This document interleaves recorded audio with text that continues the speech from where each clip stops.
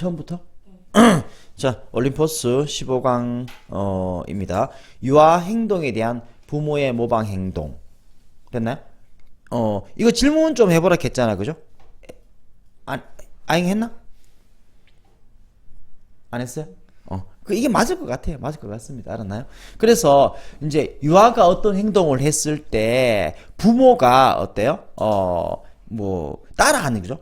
부모가 유아 행동을 모방하잖아. 맞죠? 부모가 유아 행동을 모방한다는 것이 어떤 의미를 지닌다? 바로 그죠? 유아의 자기 효능감에 영향을 미친다. 이렇게 이야기하고 있습니다. 맞죠? 애가 하는 행동에 부모가 즉각적 반응을 해주는 것들이 자기 가치를 인정하게 만들어준다라는 거예요. 애가 응애 우는데 어때요? 부모가 생까요? 그럼 애는 어때요? 지가 무슨 짓을 해도 어때요? 외부 세상에 영향을 못 미친다. 그러면 어때요? 나중에 성격적인 문제가 생깁니다. 알겠나요? 여러분도 나중에 애 낳았을 때 애가 울 때 즉각적 반응해줘야 됩니다. 울든지 말든지. 천원 뼈를 넣으면 애가 나중에 성장했을 때 이상하게 된다는 겁니다. 그래서 그 다음에 유아의 초기 인지 능력은 이러한 모방 행동이 그죠? 유아 자신의 행동을 반영하는 것으로 인식하게 만든다. 이해되죠? 그죠? 자, 어른들이 하는 모방이 어때요? 자신의 행동을 반영하는 것을 인식하게 만들어준다는 거죠. 맞죠? 내가 어떻게 하니까, 웃으니까 부모가 좋아하고, 울으니까 부모가 또 행동하더라. 이런 거죠. 자, 요거, 다른 사람의 행동이 유아가 한 행동을 반영할 때, 유아는 자신이 한 행동의 외부적 영향을 더 쉽게 인식할 수 있다.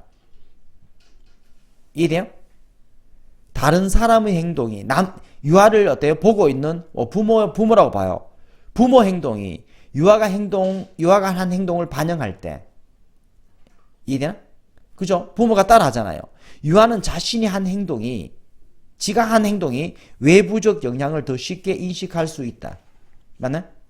그죠? 내 행동이 외부에 영향을 미치고 있다는 것을 인식한단 말이야. 그래서 자신이 내적으로 경험하고 있는 것에 대한 자신은 누구죠? 유아죠. 유아가 내적으로 경험하고 있는 것에 대한 외부적 지각적 표현. 외부의 지각적 표현은 뭐야? 부모의 행동이란 말이야. 부모가 모방하는 거. 그죠? 이것을 유아에 노출시킴으로써 부모는 유아의 자신의 경험에 대한 초기 이해를 촉진시킨다고 이런 것들을 말한다. 이게 이해가 돼야 됩니다. 지금 알았나요? 자, 그래서 핵심 진술이 첫 번째 줄 부모의 행동은 행동이다. 그죠? 이렇게 명사 반복 회피에 그죠? 이 도즈 신경 써야 됩니다. 그죠? 복수니까 도즈죠. 대부분 뭐죠? 대부분이 깊게 영향을 미치는 유아에 생겨나는 emerging이죠. emerging. 자동사라 했습니다. emerged 이렇게 표현 쓰면 안 됩니다. 자동사니까 PP 안 되는 거야. 생겨나는 자기 효능감의 감각에 가장이네요. 가장 가장 깊게 영향을 미치는 행동이다. 그리고 이것이 뭐를 반영한다? 유아의 자기 행동을 반영한다. 그래서 유아 행동의 모방이라는 핵심 진술이 나오게 되는 거죠. 됐나요? 자, 그 다음 부분.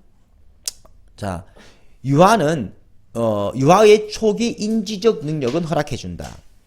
유아가 자신이 인식하도록 이러한 모방적 행동을 인식하도록 그들의 자신의 것을 반영하는 것으로서 외부적 행동을 어때요? 모방의 행동을 인식하도록 하게 해준다. 이런 것들. 자, 이론가들이 제안하고 있는 것은 뭡니까? 유아의 행동을 모방할 때에 됐나요? 어른들이 모방하겠죠? 유아 행동을 모방할 때에 이 어른들의 이 행동은요, 노출시킵니다. 유아를 외부적 지각적 표현에다가 외부적 지각적 표현은 부모의 지각적 표현에 유아를 노출시키잖아요. 그들이 유아가 내적으로 경험하는 것에다가 것의 외부의 지각적 표현에 유아를 노출시키는 이 행동입니다. 그죠? 그렇게 따라할 때에 부모는 촉진시킨다. 유아의 초기 이해를, 자신의 경험의 초기 이해를 촉진시킨다. 요 부분입니다. 요 부분. 알았나요? 그죠? 좀 어렵습니다. 요 부분. 그래서 좀 애매한 영역이 있어갖고 학교쌤한테 물어보라 했는데, 너네들 안 물어봤는데, 민지는 물어봤을 텐데, 민지는 병원에 있고, 그죠? 민지 단톡에 뭐 올렸던데? 올렸어요. 맞아요. 네. 맞죠? 그거 보면서 또 검토하시기 바라고요. 이거는 맞는 것 같아요. 쌤 생각에도. 이렇게 정리한 것이. 자, 그 다음. 자, 대부분의 영재들은 확립된 체계를 개혁하려고 시도하지 않고 안주해버린다. 그 영재라면 뭔가 대단한 거 해야 되잖아요. 근데 자기 능력을 이용하여 뭡니까? 그냥 소위 말하는 세속적 성공만을 이뤄내더라. 그것도 쉽게. 그것서 끝나더라라는 겁니다. 영재들 어떤 영역을 궁극적으로 개조하는 성인으로 변화를 하지 못해. 비범한 능력은 비범할 거 아니야. 비범한 능력을 평범한 방식으로 사용해. 됐나요? 성공하는 길을 그냥 그 따라가는 거야. 위험을 무릅쓰지 않아. 그래서 예시가 나옵니다. 의사, 어떤 의사입니까? 애초에 의료적 문제를 어때요? 엉망인 의료 체계를 고치려고 하지 않고 그냥 치료 잘해. 변호사, 그냥 변호 잘해. 맞죠? 말도 안 되는 법을 바꾸려 하지 않고 그냥 변호를 잘해. 세 번째 선생님, 맞나요? 왜 학생들이 대수를 배워야 하는지 의문을 제기하지 않아. 알겠나요? 근데 수업을 잘해. 그냥 비범한 능력을 평범한 영역에서 잘하는, 맞죠? 그런 역할밖에 못하더라. 그래서 얘들이 어때요? 필요해. 우리는 왜 잘하는 사람이니까. 하지만 그들은 우리가 계속해서 단조로운 반복을 하도록, 맞죠? 그냥 개혁을 못하니까 그냥 똑같은 삶을 우리가 살도록 도와줄 뿐이다. 이렇게 이야기하는 것이죠. 요거 의사와 변호사와 교사의 이 예시를 잘 기억하시기 바랍니다. 서술형 대비해요. 알았나요? 자, 한글로 나올 것 같습니다. 나온다면은, 자, 어른으로 바뀌죠. 어떤 어른입니까? 궁극적으로, 그죠? 도메인 영역을 리메이크, 다시 만들다죠. 다시 만들다. 리메이크를 어떻게 해석했나요? 개조하다 했습니다. 개조하다. 맞죠? 리메이크, 개조하다. 또 적어버릴까요, 이거? 개조하다. 영역을 개조하는 그런 어른으로 어떻습니까? 변화를 하지 못한다. 이 말이죠. 그들은 비범한 능력을 평범한 방식으로 이용해. 맞죠? 그리고 safe it, 그죠? play safe죠? play safe. 위험을 무릅쓰지 않아. 기존의 conventional 중요하죠. 기존의 성공으로 가는 길을 따름으로써 어때요? 위험을 무릅쓰지 않는다. 그래서 의사, 변호사, 선생님 이 세 가지 예시가 등장하고 있습니다. 그래서 마지막 문장 봐봐요. 비록 우리가 그들에게 의존하지만 세상이 순조롭게 그죠? 진행되도록 유지하기 위해서 그들에게 의존을 하겠지만 그들은 어때요? 그죠? 유지시키죠. 우리를 running on a treadmill. treadmill, 러닝머신. 그러니까 러닝머신 위에서 계속 달리도록. 우리를 러닝머신 위에서 계속 달리도록. 이게 바로 뭐야? 단조로운 반복을 하도록 만든다. 이거 함축 의미 생각하시기 바랍니다. 알겠나요? 러닝머신 위에서 계속 달리도록 유지시킨다. 단조로운 생활을 반복하도록 만든다. 이런 거죠. 밑에 요약 보겠습니다. 대부분의 재능 있는 아이들은 자라서 어른이 됩니다. 뭐죠? 그들의 직업을 성공적으로 수행하는 어른. 기존의 방식, existing 알겠나요? 기존의 방식, 그죠? 이거를 기존의 방식을 그래서는 어떻게 만들었습니까? 어떻게 말했습니까? 이거 conventional이죠. 그죠? conventional입니다. 뭐 없이 그죠? 확립된 체계를 개혁하려는 시도 없이. 그래서 쌤 위에다가 어때요? existing을 적어놨을 겁니다. 안 적었네요. 여기에 conventional이란 단어 있잖아요. 이거 동그라미 쳤잖아. 이거를 어떻습니까? 다시 밑에 거를 모방하자면 EXI 이렇게 existing으로 고칠 수 있죠. conventional과 existing은 이 글에서는 같은 개념으로 사용되고 있습니다. 그죠? 좋아. 그 다음 몸짓 언어 숙달을 통해 얻어지는 카리스마. 몸짓 언어를 이해하면은 타인의 감정을 이해한다고요. 말로 어때요? 거짓말 하지만 그죠? 유리가 말로는 단어 다 외웠어요 하지만 눈빛은 속일 수 없어. 흔들리고 있죠. 못 외웠다는 것이 보입니다. 그러면은 타인의 감정을 이해하니까 타인의 심리를 어때요? 만족시킬 수 있습니다. 감정을 어때요? 타인을 만족시키겠죠. 그럼 타인은 어때요? 나를 따르게 된단 말이야. 맞죠? 그래서 그죠? 카리스마가 형성되더라. 이렇게 논리가 전개되고 있습니다. 이해하고 있어야 됩니다. 자, 몸짓 언어. 몸짓 언어 능력을 개발하는 것은 다른 사람의 신호를 정확히 읽는 방법을 배우는 것으로 시작한다. 맞죠? 남들이 보내는 신호를 그죠? 인식하고 아는 것을 이야기한다라는 거죠. 몸짓 언어를 읽는 방법을 알게 되면 내부 정보의 엄청난 원천을 갖게 된다. 그 사람의 마음속을 알게 되잖아요. 이해되나? 그죠? 표정 찡그리네. 이 글 잘 안 보이네 지금. 내가 읽었단 말이에요. 너의 몸짓 언어를. 자, 신체는 진정한 감정과 기분을 보여주는 훨씬 더 나은 지표다. 말보다. 맞나요? 그죠? 왜냐하면은 우리는 말로 거짓말 하지만 신체는 거짓말을 못한단 말이야. 그리고 신체에서 어때요? 내 감정이 드러나고 있다는 것을 사람들은 뭡니까? 인식도 못해. 이러한 신호들이 발생하고 있다는 것들을 깨닫지 못한다. 그래서 진정한 자기 감정이 드러나는 거잖아요. 그죠? 이는 여러분들로 하여금 사람들의 진정한 기분을 더 쉽게 이해하게 해준다. 즉, 이 부분부터 중요하죠. 신체 언어를 이해한다는 것은 진정한 기분을 이해하게 해준다는 거야. 그러니까 그 사람을 기분 좋게 만드는 방식으로 반응하게 해줘. 맞나요? 그러면 그 사람들은 여러분들한테 뭐 하고 싶어요? 보답하고 싶겠죠. 보답한다는 말이 무슨 말이야? 나를 따른다 이 말이잖아. 나를 따르니까 결국 뭐야? 진지한 카리스마를 여러분들은 가지게 된다. 이렇게 결론 내리고 있습니다.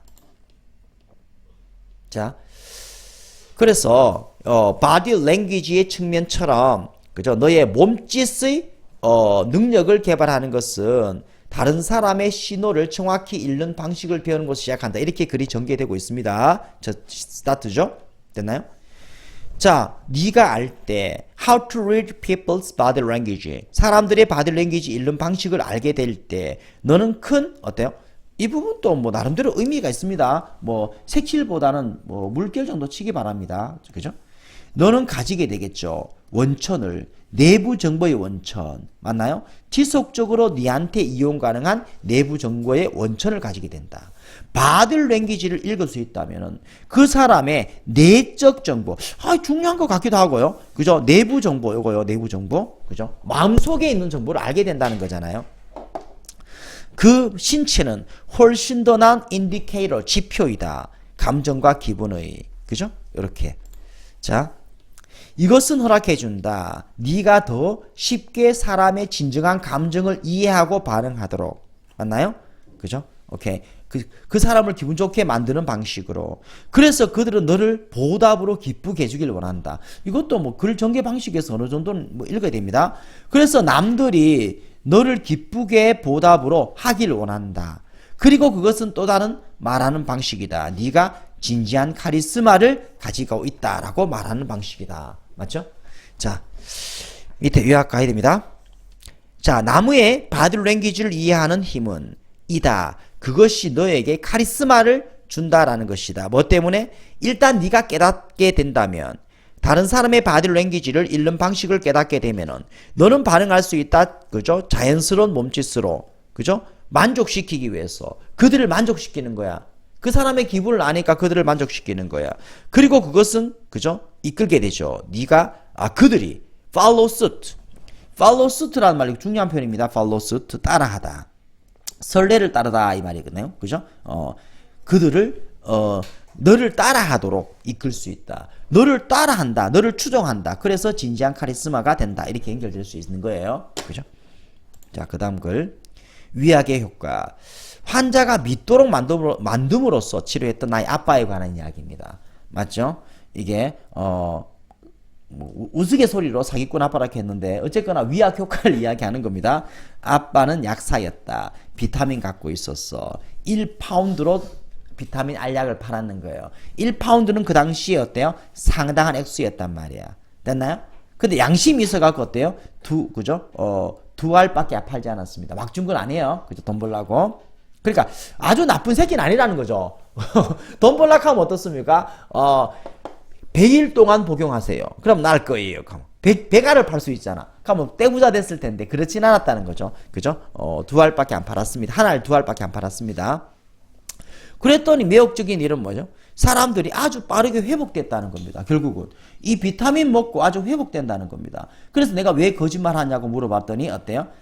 자, 이것이 가장 좋고 비싼 약이라고 생각하면 그죠? 스스로 회복될 수 있다 라고 아빠는 답변을 하는 장면입니다.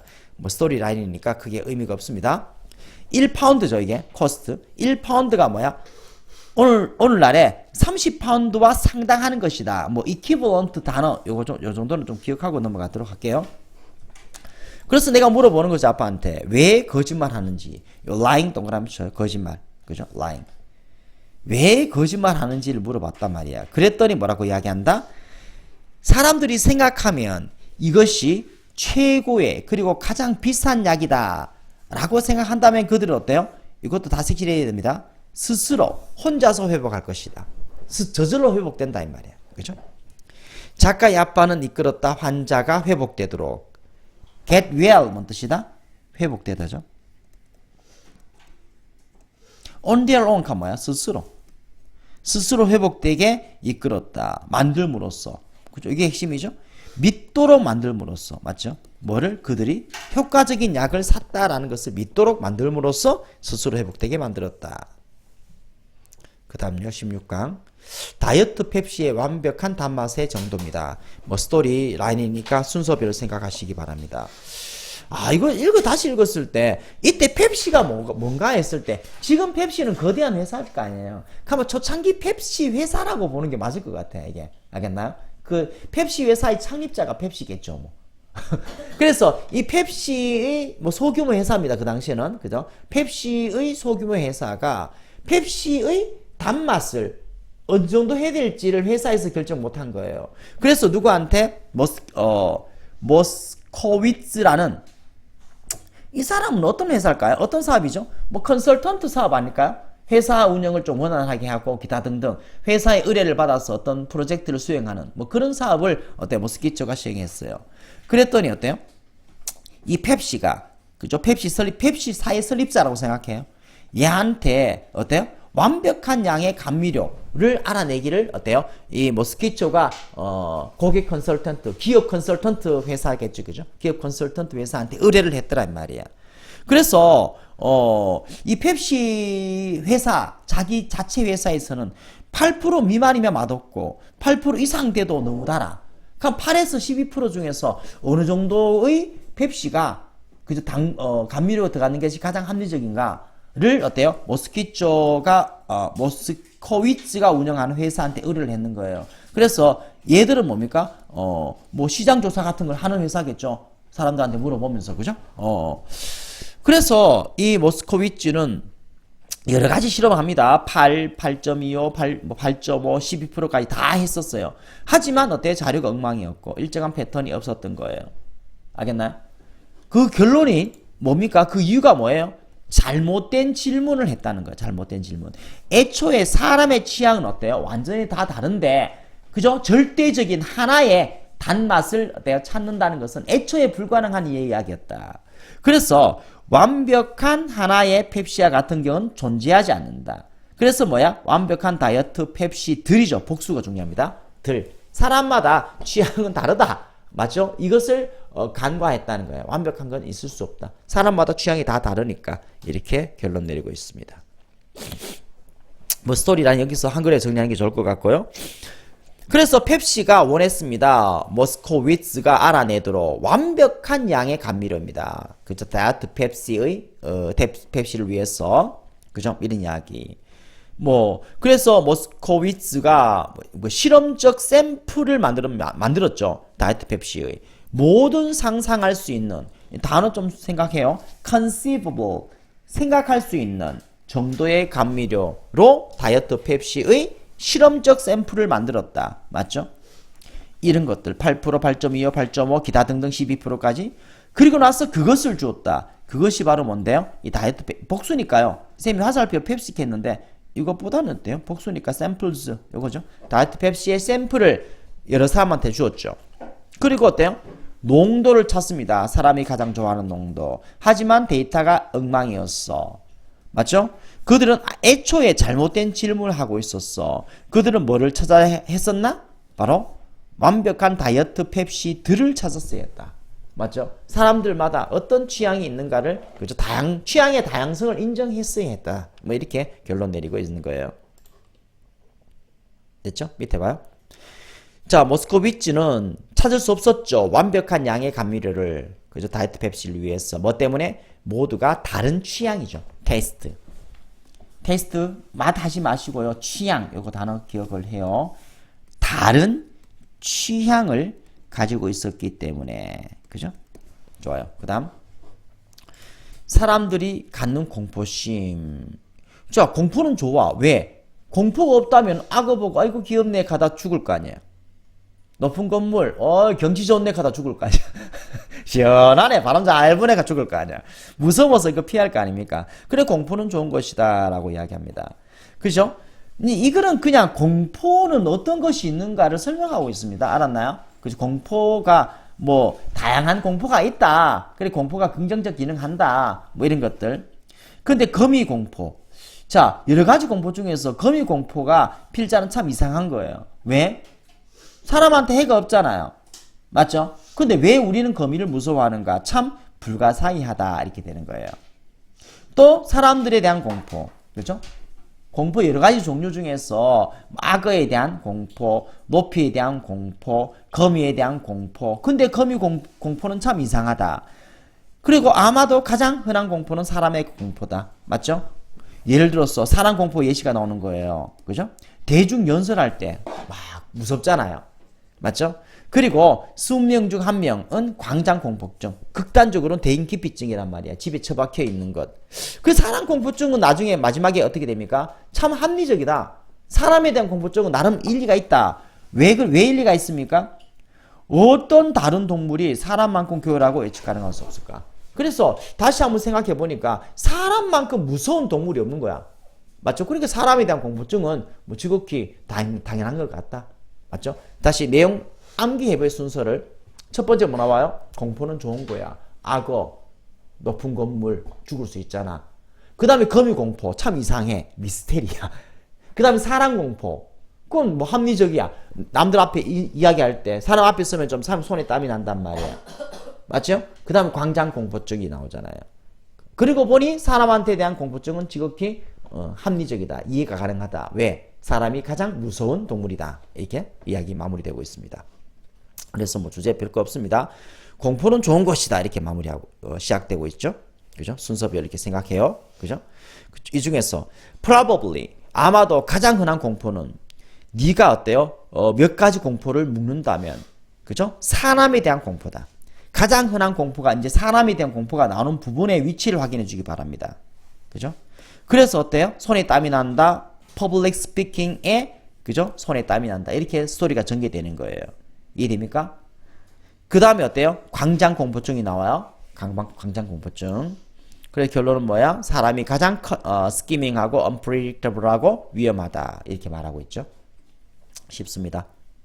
그 다음 요거요. 인간 수능의 지능에 대한 개념. 맞죠? 자, 잘 봐요. 자, 필자는 언어가 있으면은 이건 지능이 있다고 보는 거예요. 그럼 언어의 기능은 뭐예요? 인식과 어때요? 이건 뭐냐? 인지와 인식입니다. 언어는 인간 수준의 언어를 갖고 있다라고 말하면 이게 지능이 있다. 언어가 바로 지능이다. 그럼 언어가 하는 역할은 뭔데? 인지와 인식이다. 그럼 로봇은 인식과 인식을 그죠? 인식을 할 수 있다 없다? 있다. 왜? 사물을 피해가니까. 맞나요? 그럼 인공지능은 어떻다? 센서가 있다면은 사물에 대한 인식이 가능하잖아. 그럼 결국은 어때요? 자, 언어가 있으면은 지능이 있는데, 그러니까 언어의 목적은 인식이고, 로봇은 인식을 할 수 있고, 인공지능도 인식을 할 수 있어. 그러니까 인공지능과 로봇도 뭐야? 지능이 있을 수 있어. 이렇게 결론 내리는 거예요. 이해돼요? 요 글을 잘 따라와야 됩니다. 글이 좀 어렵습니다. 자, 봐요. 그래서 언어가 있다면 맞죠? 인간 수준의 지능을 갖고 있다고 없으면 여겨지지 않는다니까. 이 글에서는 언어가 있으면 지능이 있다는 거죠. 맞나요? 그러면은 지능은 철학자들이 의도라고 부른 것 관계가 있다. 그리고 언어는 사회적이고 그죠? 뭐 언어의 용도는 뭡니까? 인지하는 거잖아. 그죠? 인지할 수 있는 것, 인지했던 것, 인지할지도 모르는 것 했지만 어쨌거나 언어는 어때요? 인지를 위해서 있는 거다. 현재, 과거, 미래로. 요약하면 언어는 세상에 대한 인식의 근거를 둔다. 그러면 로봇은 어떨까? 인식을 할 수 있다. 이해되죠? 그죠? 그죠? 왜 로봇이 어때요? 체화된 창조물 로봇은 인식을 할 수 있나요? 장애물 피하기 기타 등등 환경과의 상호작용 이런 거 할 수 있다 이 말이잖아. 이해되나요? 자, 그러나 인공지능은 어떨까? 그러나 적절한 감지기를 장착한 인공지능은 인식을 할 수 있겠죠, 당연히. 그러니 그 개념, 인식의 개념, 지능의 개념을 확장시켜야 할지도 모른다. 그리고 인식은 바로 어때요? 지능이라 보는 거예요, 지금. 알았나요? 그죠? 자, 글이 조금은 어려운데, 이렇게 쌤이 정리한 대로 따라간다면 무난하게 이해될 것 같습니다. 여기서 부정이죠. 어떤 것도 이겨지지 않을 것이다. 인간 수능의 지능으로 뭐뭐 하지 않으면이잖아. 부정이니까, nothing이니까. 언어가 없다면 어때요? 인간 수능의 지능을 갖고 있지 않을 거다라고 얘기해진다. 맞죠? 그죠? 그래서 언어가 있어야 이 지능이 있다. 이래 보는 거죠. 됐나요? 철학자들은 이걸 뭐라 한다? 그죠? 의도라고 이야기하는 거예요. 지능이라는 것은 밀접한 관계가 있다. 철학자들이 의도라고 부르는 것과 관계가 있다. 맞나요? 지능은 언어, 언어는 의도. 됐나요? 그죠? 의도, 인지 이렇게 연결되고 있습니다. 게다가 언어는 사회적 현상이고 언어의 주된 용도는 뭐다? 그죠? 이야기하는 것이죠. 이거 perceive가 계속 나오잖아. 맞죠? perceive, have perceived 이렇게 나오고요. 또요, might perceive가 나오잖아. perceive, 인식에 관한 이야기가 세 가지 나옵니다. 요약하자면, 맞죠? 이런 인식에 관한 것을 요약하면 뭐가 된다? 언어는 근거를 두고 있다. 인식, 세상에 대한 인식. 맞나요? 그 다음에 뭐 나와요? 로봇이 나온단 말이야. 로봇은 인식을 할 수 있잖아요. 이렇게 마무리되는데, 로봇이 인식을 할 수 있잖아요. 하는 것은 결국은 로봇이 즉 언어적 기능을 할 수 있다. 즉 지능을 가질 수 있다. 하지만 우리는 그 개념, 인식의 개념을 확장시켜야 할지도 모르겠죠. 확장시킬지도 모르겠다. 그 개념 인식을 말합니다. 광범위한 disembodied죠. 위에 embodied는 어때요? 로봇은 체화죠. 형태가 있잖아요. 인공지능은 체화가 실체가 없잖아. 그래서 disembodied artificial 하고 있습니다. 근데 이게 어때요? 적절한 센서가 구비된, equipped, 장착된이잖아. 센서가 장착된 인공지능이라면 어때요? 실체가 없는 인공지능에게도 그 개념, 인식의 개념을 확장시킬지도 모르겠다. 됐습니까? 지난 시험에서 여러분 이거 나왔죠? 게다가 요약하면 하지만, 맞죠? 이거는 세 개로 탁 이렇게 아주 매력적입니다. 알았나요? 그리고 이 부분이 또 문장 위치로 탁탁, 순서별로 탁탁탁 끊어집니다. 그래 무게중심도 괜찮습니다. 여기까지 연결사까지 신경 쓰시기 바랍니다. 자, 이거는 위대한 리더십. 리더와 위대한 리더십은 다른 거죠. 그걸 구분해야 됩니다. 그거를 또 이 글에서 제시하고 있습니다. 리더가 되는 것과, 그죠? 이끄는 것의 차이점. 맞죠? 이끄는 것을 다른 말로 하면 리딩이에요. 영어로는. 리딩은 위대한 리더가 되는 것. 그냥 리더가 아닙니다. 그냥 리더는 돈 주고 사면 됩니다. 맞죠? 아빠한테 물려받으면 되잖아요. 그럼 리더가 됩니까? 대빵이 되는 거잖아. 근데 리딩한다, 이끈다, 리딩, 이끈다라는 것들은 다른 개념이다. 그냥 단순한 리더가 아니고 위대한 리더가 리딩을 하죠. 됐나요? 이걸 위대한 리더십이라고 합니다. 알았나요? 그래, 위대한이라고 말 붙으면 뭐야? 그냥 리딩, 이끈다. 그리고 이끈다는 것의 개념은 뭐야? 구성원들이 자발적으로 이 리더를 따르는 것을 이야기합니다. 알겠나요? 그죠? 자, 한글 들어가겠습니다. 자, 리더가 되는 것은, 맞죠? 그냥 리더는 어떤 거다? 그죠? 그것을 획득했다. 그냥 거저 주었다 이 말이야. 그냥 아빠가 회장이니까 나도 회장이 됐다. 획득했던, 운이 좋았던, 내부의 정치를 조정했던, 맞죠? 아부 잘해갖고 뭐 사장이 될 수도 있잖아요. 맞죠? 어쨌건 가장 높은 지위를 차지하는 것은 바로 리더가죠. 근데 리딩, 이끈다는 것은 뭡니까? 기꺼이, 그죠? 여러분을 따른다. 사람들이, 즉 구성원들이 기꺼이 너를 따른다. 그래서 이끈다는 것, 위대한 리더가 된다는 것은 이끄는 방식을 알고 있는 것이다. 그럼 왜 이 사람들은 자발적으로 어때요? 그죠? 따라오죠? 신뢰하는 사람들은 그들 자신보다 더 큰 무언가를 위해서 일하고 있다고 느끼기 때문에 열심히 노력한다. 리더를 자발적으로 믿는 사람은 내가 하는 것보다 리더의 말을 듣는 것들이 더 큰 결과 성과물을 만들어낼 거라는 신뢰감이 있는 거예요. 그러니까 지시에 어때요? 뭐 자기가 순종적으로 아니면 자발적으로 어때요? 복종하는 겁니다. 이게 바로 리딩한다. 위대한 리더가 된다 이 말이야. 단순한 리더가 아니고 그죠? 그렇게 구분해서 이 글을 읽어 나가야 되겠습니다. 자, 여기 봐요. 리딩은 같지 않다. 리더와 리딩은 다른 말이다 이렇게 말하고 있습니다. 맞죠? 이거는 리딩을 관한 이야기죠. 리더가 된다는 것은 뭐야? 그냥 가장 높은 지위를 차지하는 겁니다. 맞나요? 그러나 리딩은 뭘 말합니까? 남들이 자발적으로 너를 따른다는 것을 의미하죠. 그죠? 그래서 great leader는 그죠? 알고 있죠. 리드하는 법을 알고 있단 말이에요. 알겠나요? 그러니까 왜 사람들은 자발적으로 따르는데 마지막 문장 결과적으로 신뢰하는 사람들은 열심히 노력합니다. 그들이 느끼기 때문에 그들이 일하는 것처럼 자신보다도 더 큰 어떤 것을 위해서 이거 색칠해 버릴까요? 자신보다 더 큰 어떤 것을 위해서 일하고 있는 것처럼 느끼기 때문에 어때요? 자발적으로 그죠? 따라온다 이렇게 말하고 있는 거죠. 됐나요?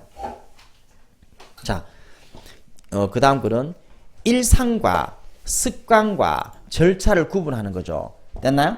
가장 낮은 단계가 뭐죠? 습관이잖아. 습관이 가장 기본적인 거죠. 이 글의 예시 습관은 뭡니까? 침대 빠는 겁니다. 이불법 빠는 거야. 맞나? 뭐라 했노 이거? 담요 끝자락을 빠는 겁니다. 이게 습관이잖아. 맞나요?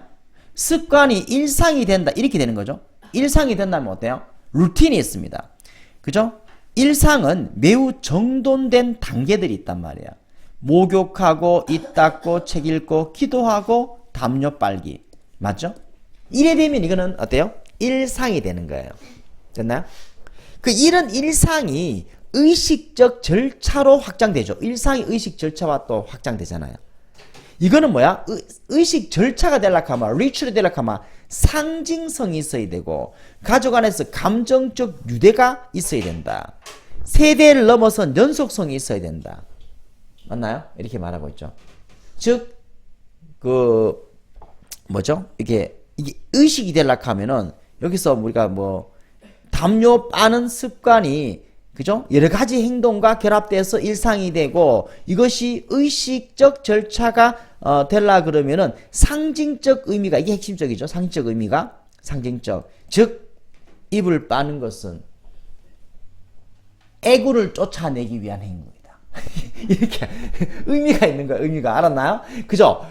입을 끝을 빨아야지 우리 가족의 안녕과 평안과 행운이 따라오고 이러면 이게 의식적 절차가 돼버리는 거예요. 알았나? 그죠? 좋습니다. 그래서 마지막에 봐요. 뭐 일상에 이건 뒤에 했죠, 그죠? 입 닦고 뭐 기도하고 책 읽고 그 다음에 그죠? 뭐 빨고 하는 거. 일상의 의식 절차가 되기 위해 필요한 요건이 뭡니까? 여기요. 반복과 상징적 의미. 됐나요? 물론 위에서 좀 더 세 가지로 말하면 세대를 넘어서는 영속성. 됐나요?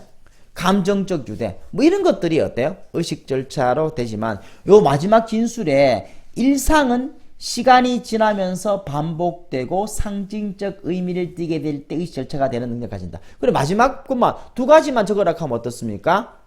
반복적이고 상징적 의미를 띌 때 일상은 의식 절차가 된다. 이렇게 보고 네 가지라면 어떻다? 가족 안의 상징적과 가족 안의 감정적 유대.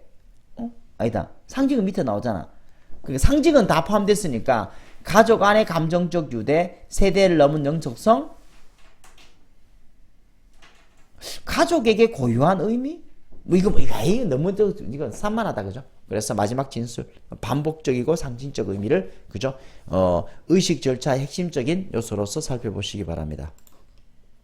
자, 일상은 그죠? 습관과 의식과 다르다. 습관은 어떤 것이다 이렇게 나오는 거죠. 습관은 뭐가 없습니까? without이죠. 의식적 생각이 없습니다. 그냥 무의식적으로 하는 게 습관이잖아요. 맞나요? 그래서 automatically 무의식적으로 하는 게 습관입니다. 예를 들어서 이제 이 얘기 되겠죠? 그죠? 뭐 담요 끝자락 빠는 거요. 이것이 대조적으로 이 일상이죠. 일상은 뭐가 필요하다? 그죠? 고도로 정돈된 단계가 필요하다. 여러 단계가 있을 때 우리는 일상이라 한다. 마지막에 반면에 의식은 뭐다? 심볼릭이 핵심적인 지순이죠. 상징적이죠. 맞죠? 감정적 유대와 관계되어 있죠. 그리고 그거는 그죠? 세대를 넘어서 영속성을 제공한다. 그리고 가족에게 의미가 있고 고유하다. 맞나요? 마지막 진술 어때요? 시간이 지나서 반복되고 상징적 의미를 띌 때 일상은 어때요? 의식이 될 능력을 가진다. 이렇게 진술하고 있습니다. 이걸 또 마찬가지 연결사의 개념 준비하시기 바랍니다. 예를 들어서 아이가 담요 빠는 것. 그래서 일상 나오고 반면의 의식은 이렇게 정리되고 있습니다. 됐죠? 좋아요. 뭐야? 오케이. 17강.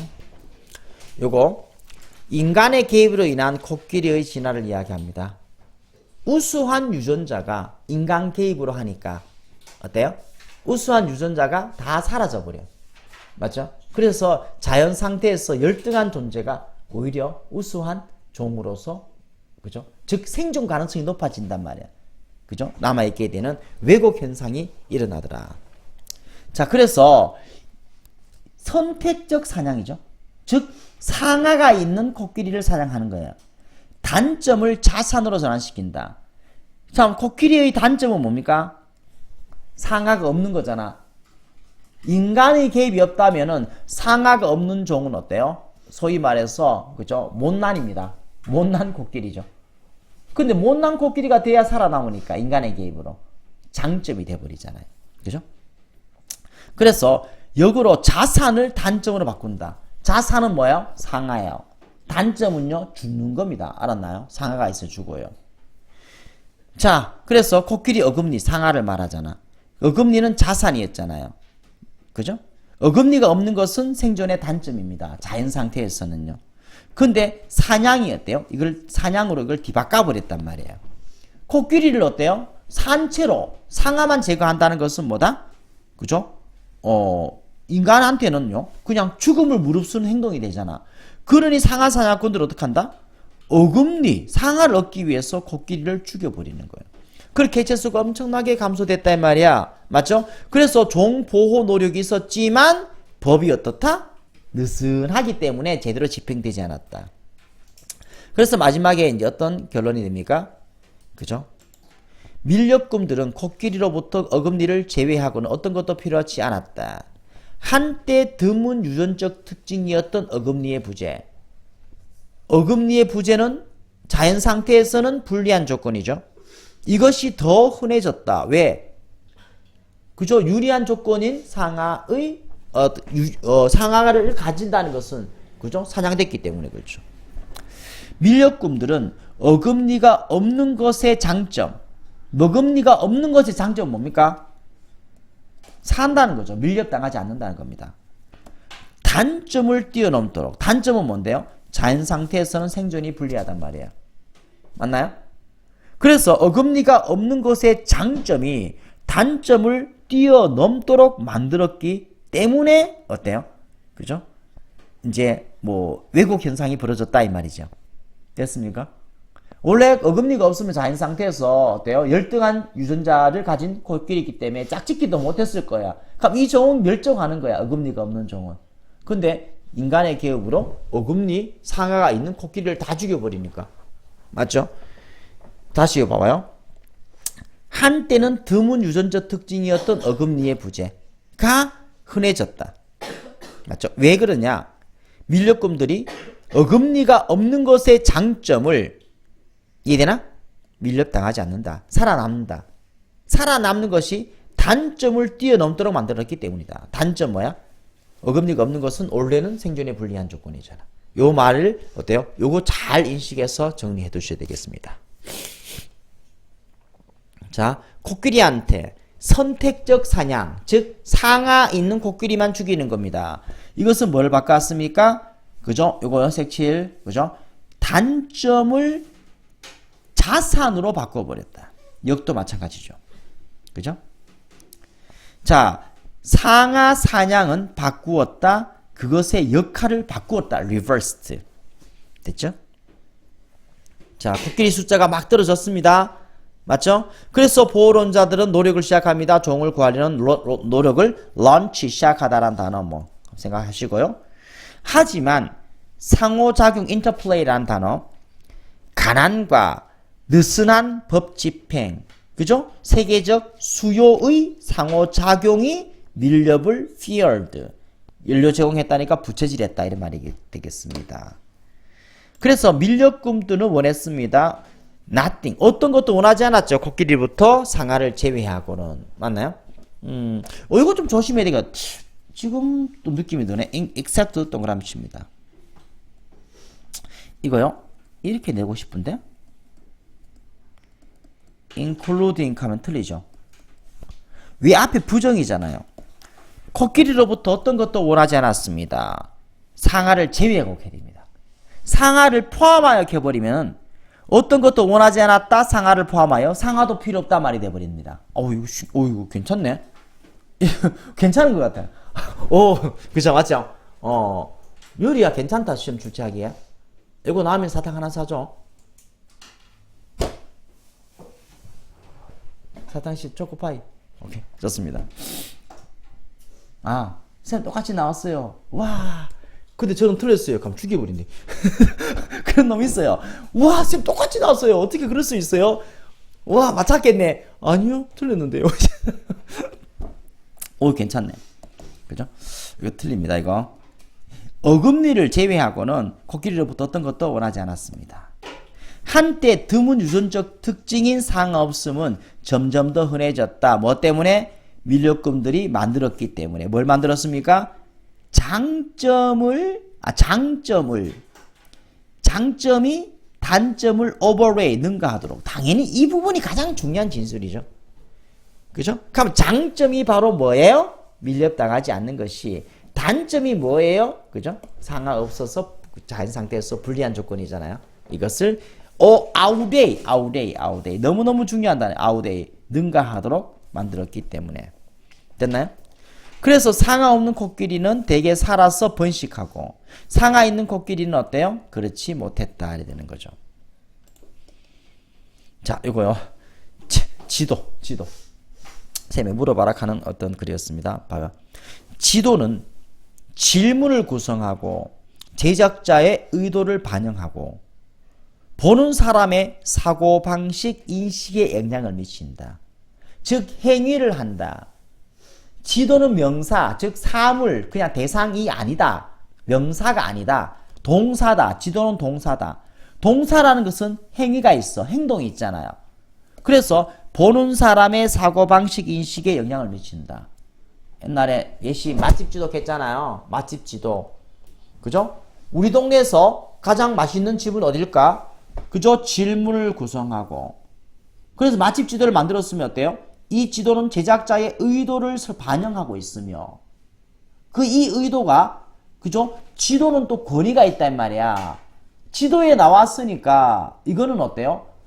객관적이고 확실한, 그죠? 지식이다 라는 이미지를 사람한테 심어줌으로써 원래는 인식도 못했는데, 무척 복현동에 새로 생긴 밑에 1층에 탕후루집 인식도 못하고 있잖아요. 근데 복현동 맛집에 탕후루가 있대요.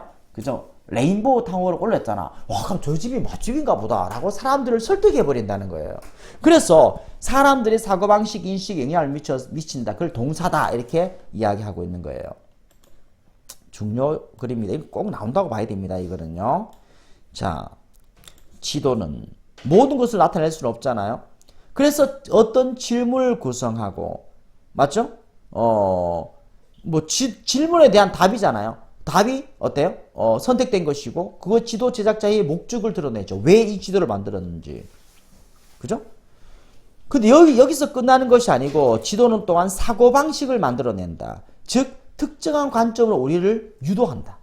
사고방식을 만들어낸다라는 말은 특정 관점으로 우리를 유도한다. 그래서 이 유도의 의미를 필자는 동사다 하는 거예요. 맞죠? 유도한다는 것은 뭐야? 바로 우리의 인식에 영향을 미친다. 왜 인식에 영향을 미칠까요? 지도가 믿을 수 있으며 편견이 없다는 느낌을 우리가 갖고 있잖아. 지도는 객관적이다라는 사람들의 일반적 그저 인식을 하고 있으니 우리의 인식에 영향을 미친다. 그래서 지도는 동사다라고 말하는 거예요. 동사 행위를 한다는 겁니다. 그죠? 명사로 보이지만 아니다. 동사다. 그죠? 질문을 설득력 있게 구성하고 선택적으로 답을 제공함에 있어서 그것은 행동한다. 행동하니까 뭐다? 동사다. 행동하니까 행위자다. 지도는 이렇게 설명하고 있죠. 됐나? 쉽지 않죠? 지도의 일반적인 이야기를 말하고 있고요. 그죠? 어떤 지도도 모든 것을 보여주진 않잖아요. 그래서 선택된 것은, 그죠? 지도에서 나타난 것이겠죠. 선택된 것은 뭐다? 드러내죠. 뭐를 드러냅니까? 지도 제작자의 의도를 드러낸다. 왜 지도 만들었는지를 보여주잖아요. 근데 지도는요, 그저 의도를 반영하는 것보다 더 많은 것을 행한다. 이상의 것을 한다죠. 지도가 의도를 반영하는데 어때요? 더 이상의 것을 하는데 그것이 바로 뭐다? 사고방식을 만들어낸다. 됐나요? 좋습니다. 그 지도에서 말하는 그 답이겠죠. 지도가 보여주는 것은 강력한 영향력을 발휘합니다. 우리의 인식에. 그래서 지도는 동사다. 맞나요? 그죠? 여기서 말하는 것은 동사다. 이 말입니다. 명사처럼 보인다고요. No. 맞죠? 하지만 속지 마라. 이 말이에요. 질문을 구성하고 선택적으로 질문을 어때요? supplying, 제공할 때에 지도는 행위를 한다. 지도는 행동한다. 그죠? 그래서 지도는 행동하니까 행위자 역할을 한다. 이것이 바로 지도의 힘이다. 됐나요? 밑에 요약 부분. 지도는 힘을 갖고 있다. in that 뭐뭐라는 점에서 뜻이죠. 지도가 행위자다라는 점에서. 어떤 행위자죠? 우리의 사고를 형성하는 행위자입니다. 우리의 생각을 형성하는 그죠? 행위자라는 점에서 지도는 힘을 갖고 있다. 뭐라기보다? 사물과 문서라기보다. 사물과 문서, 이게 바로 뭡니까? N-O-U-N, noun, 명사잖아. 명사가 아니고 우리 사고를 형성하는 그죠? 뭐다? 행위자다. 이 말 자체가 뭐야? 지도는 동사다라고 이야기하는 거죠. 됐습니까? 좋아요. 좀 쉬다 들어가도록 할게요.